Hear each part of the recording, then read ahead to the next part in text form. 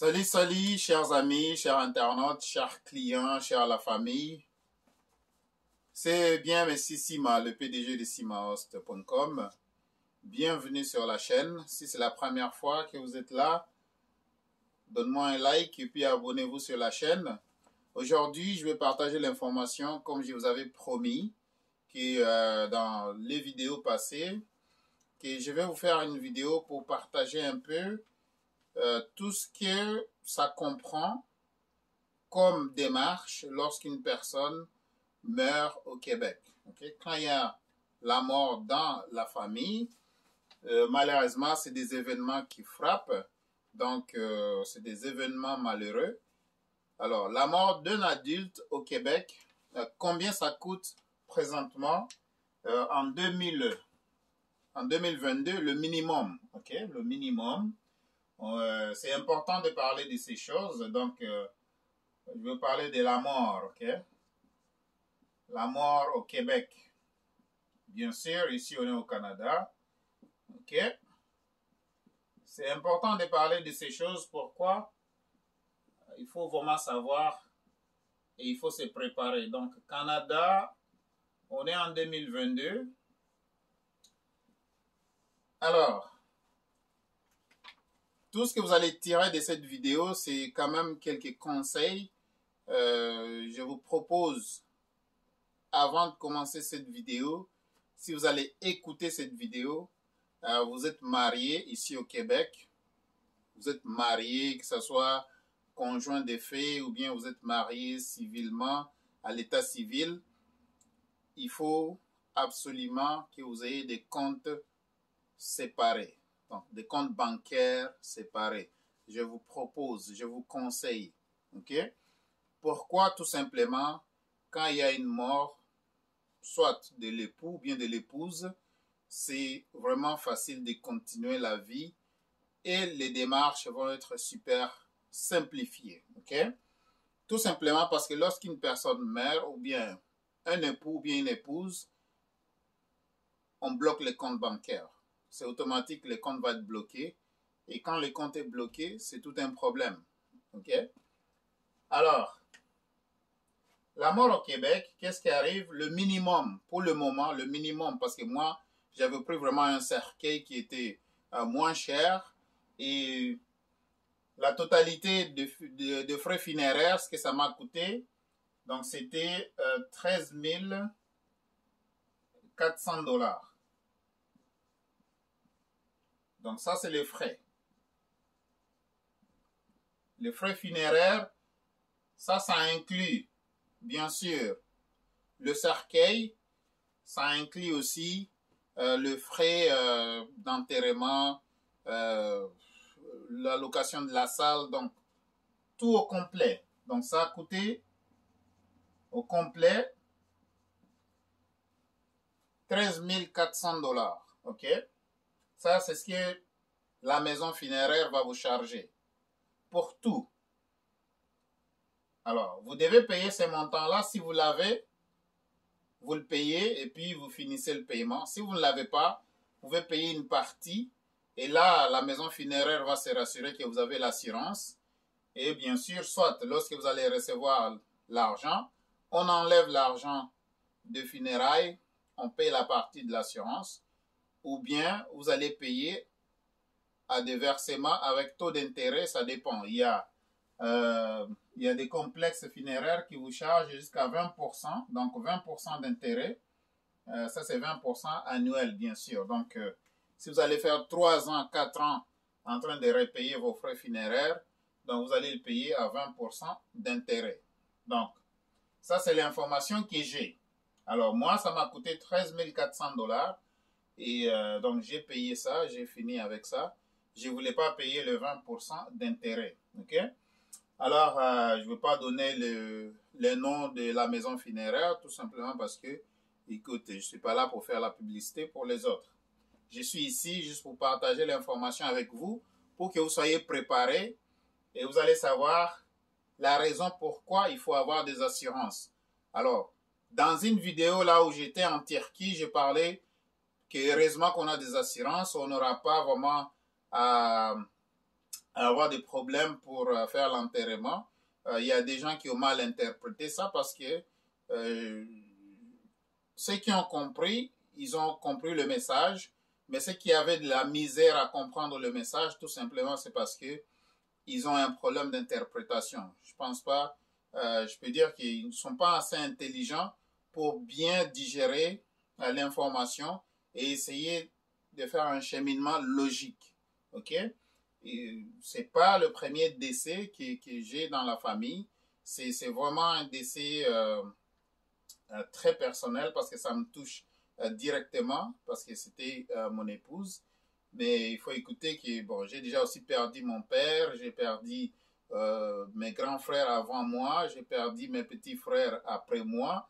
Donc le décès, c'est quelque chose on ne s'habitue pas à ça, mais des fois on dit quand ça arrive, c'est pas la première fois. On doit toujours prendre du courage et parler de ces choses. Alors si je suis là, je vous parle de ça, donc c'est pas facile pour moi. Mais au moins, je vous prépare. Je vous prépare pour vous dire que, écoutez, demain après-demain, on peut essayer de se préparer. Donc, la première des choses qu'il faut avoir, c'est qu'on demande, c'est un testament. OK? On demande un testament lorsque la personne meurt et vous avez un testament. Alors, c'est quelque chose à préparer, même si vous êtes encore en vie. Donc, vous pouvez, il y a deux formes de testament. Il y a le testament avant la mort. Donc, avant la mort. Et puis, il y a le testament après la mort. Donc, ce testament-là, c'est quelque chose que vous pouvez faire donc avant la mort et après la mort. Donc, si vous voulez savoir des significations, qu'est-ce que ça veut dire, bon, soit vous pouvez m'appeler en privé, on va causer, il n'y a pas de problème. Ou bien vous pouvez appeler un notaire, il va vous expliquer ça. OK? Alors, mon numéro ici, c'est le 514-449-4821. On ne peut que partager ces expériences et c'est pourquoi on est ici sur cette chaîne. Bien sûr, on parle de finances, tout ça. On parle de l'importation de la Chine, machin. Mais c'est aussi quand un événement aussi malheureux qui frappe et vous avez l'information que vous pouvez partager pour aider quelqu'un d'autre, volontiers, il faut le faire. OK? Il faut le faire. Et aussi, c'est pas un tabou. Donc, c'est pas un tabou, c'est quelque chose qui frappe. Et là, nous, on se dit toujours que ça n'arrive qu'aux autres. C'est ça, on se console toujours comme ça. On dit, ben, ça n'arrive qu'aux autres. OK? Alors, il faut toujours avoir ton testament. Prépare ton testament. Ça n'a rien à foutre avec la mort. Donc, c'est quelque chose, je me suis rendu compte que, écoute, les Blancs sont bien préparés en cette matière ici. Alors, il y a ces gens, quand je dis ces gens, c'est des blancs. Moi, je parle de blancs. Ils préparent même, déjà leurs comptes de succession sont déjà préparés. Alors, moi, on m'a demandé, est-ce que vous avez déjà un compte de succession? Moi, je dis, mais non, je n'ai pas de compte de succession. Alors, une fois une personne meurt au Québec, qu'est-ce qui arrive? Ou bien au Canada, on va bloquer les comptes de la personne. Donc, on bloque le compte.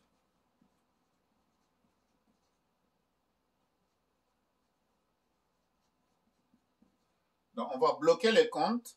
Maintenant, imaginez-vous, si vous avez un compte conjoint, le compte sera bloqué en attendant que vous fassiez la séparation de ce qu'on appelle des responsabilités. Okay? Vous n'aurez pas accès à ce compte-là. Ce compte-là sera bloqué. Alors, il faut d'abord faire la séparation.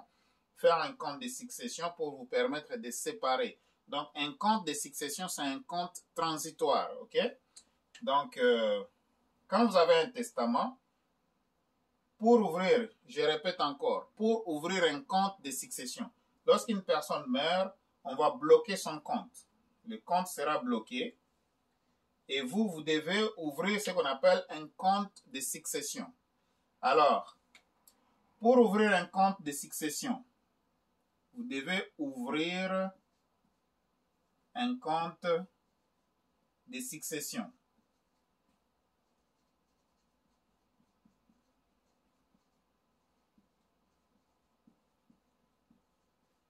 Alors, pour ouvrir un compte de succession, ça prend quoi? Vous devez être nommé comme un liquidateur. Alors, pour devenir un liquidateur, pour liquider les biens de la personne qui est mort, ok? Donc, pour devenir un liquidateur, vous avez besoin de 3 documents. Vous avez besoin de 3 documents. Donc, le premier document, c'est le testament que le défunt ou bien la défunte avait laissé. S'il n'y a pas de testament, c'est encore tout un casse-tête. Donc, mais vous avez besoin d'un testament. S'il n'y en a pas de préparé, vous allez trouver les voies et moyens pour en avoir un. Okay? Toujours consulter avec le notaire. Votre ami va être le notaire et puis ça va coûter des sous. Okay? Vous avez besoin d'un testament. Vous avez besoin d'un certificat. Okay? Vous avez besoin d'un certificat de décès que la maison funéraire va vous donner. Une fois que vous avez le certificat de décès, vous irez maintenant voir le notaire. Donc, voilà. La maison funéraire va vous donner un certificat de décès.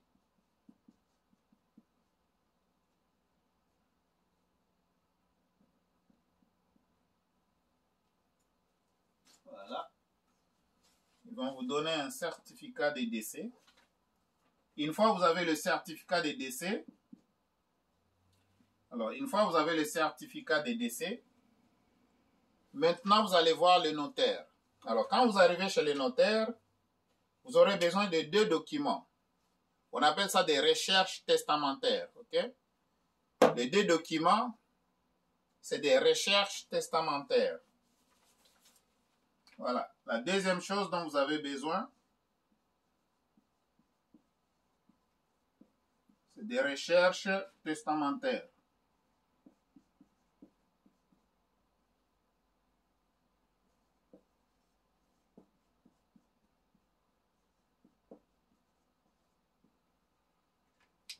Alors, les recherches testamentaires, vous allez trouver ça au barreau du Québec et aux chambres des notaires du Québec.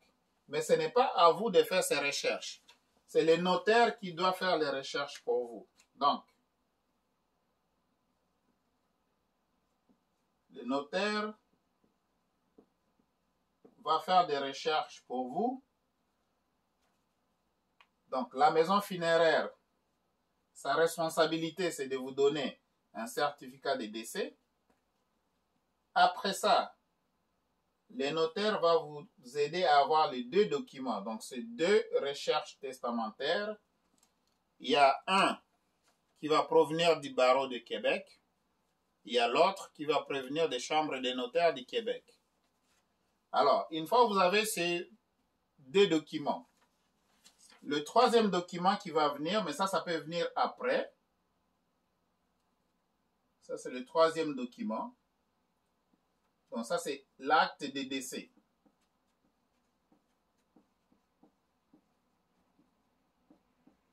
Ça, c'est l'acte de décès qui va venir du gouvernement du Québec.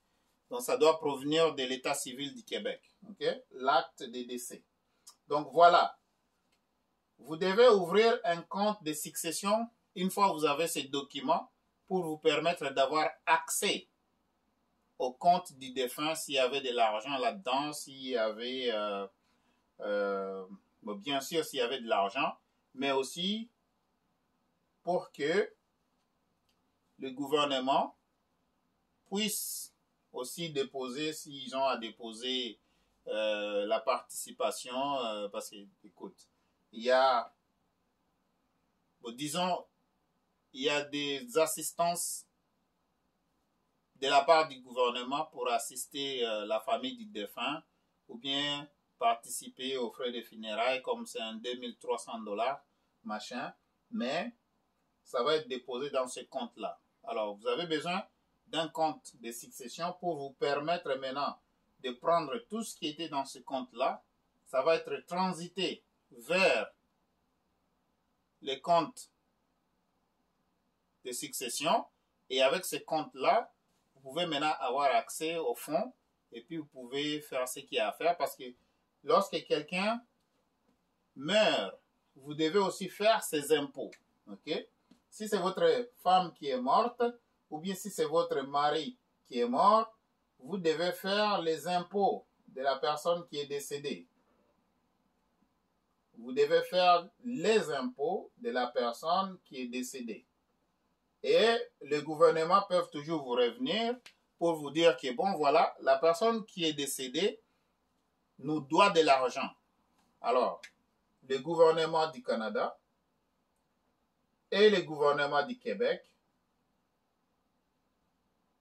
ça c'est le gouvernement du Québec, j'ai ce gouvernement du Canada, j'ai qui c'est gouvernement du Québec, ils vont vous revenir pour vous dire que bon, voilà les héritiers, votre personne qui est décédée nous doit autant de l'argent. Et c'est à vous de repayer la dette. Ok? Parce que quand vous partez chez les notaires, admettons vous étiez marié ou bien vous étiez conjoint de fait, et que vous décidez d'être le liquidataire, le vrai terme, c'est le liquidataire. Ok?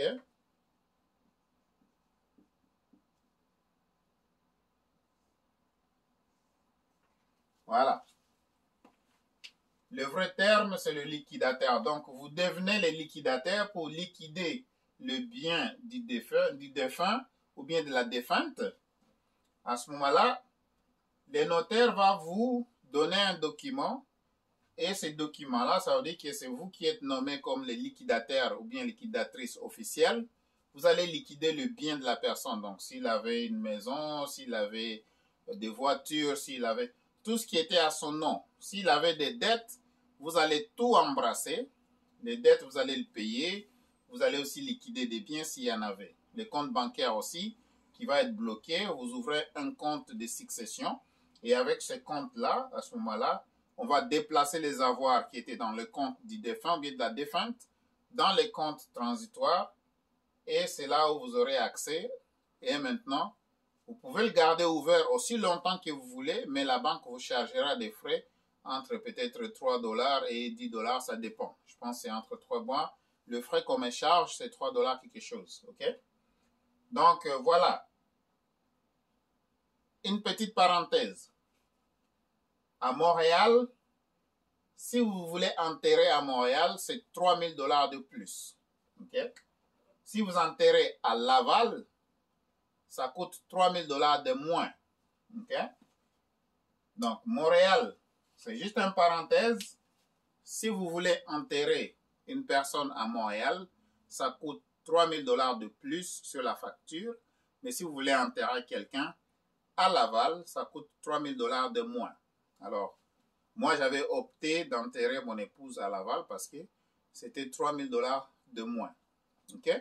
Donc, voilà, je voulais partager cette information avec vous.